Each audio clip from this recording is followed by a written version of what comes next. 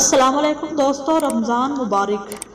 بڑھتے خفے کی جانب جب کھانے پینے کی چیزیں چند دنوں میں مہنگائی کی بلند ترین سطح پر پہنچ جائیں اور مصنوعی مہنگائی کی کوئی خاص وجہ بھی سمجھ میں نہ آ رہی ہو تو سمجھ لیں کہ ماہ رمضان کا بابرکت مہینہ شروع ہونے ہی والا ہے، جس میں ناجائز منافع خور اور مصنوعی مہنگائی پیدا کرنے والوں کی بادشاہ کھل اٹھتی ہیں۔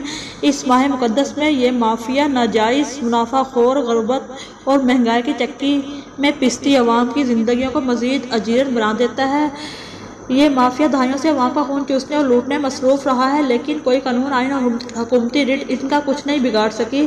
افسوس، عبادات کے مہینے کو کمائی کا مہینہ بنا لیا گیا ہے۔ جیسا کہ آپ سب کو پتہ ہے کہ رمضان برکتوں، رحمتوں اور مغفرت کا مہینہ ہے۔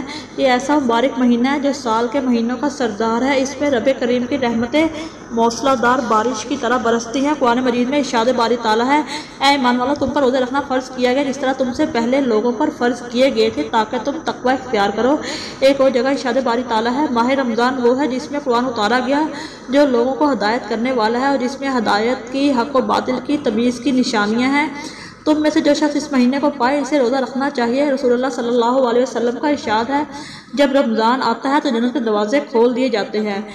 رسول اللہ صلی اللہ علیہ وسلم کا ارشاد ہے، جب رمضان کا مہینہ آتا ہے تو آسمان کے تمام دروازے کھول دیے جاتے ہیں، جہنم کے دروازے بند کر دیے جاتے ہیں اور شیاطین کو زنجیروں سے جکڑ دیا جاتا ہے۔ اس ماہ مقدس میں ہمیں اپنے گناہوں کی توبہ کرنی چاہیے اور کثرت سے استغفار پڑھنا چاہیے۔ ایک مرتبہ نبی کریم صلی اللہ علیہ وسلم نے ممبر کی پہلی، دوسری، تیسری سیڑھی پر قدم رکھتے ہوئے آمین فرمایا۔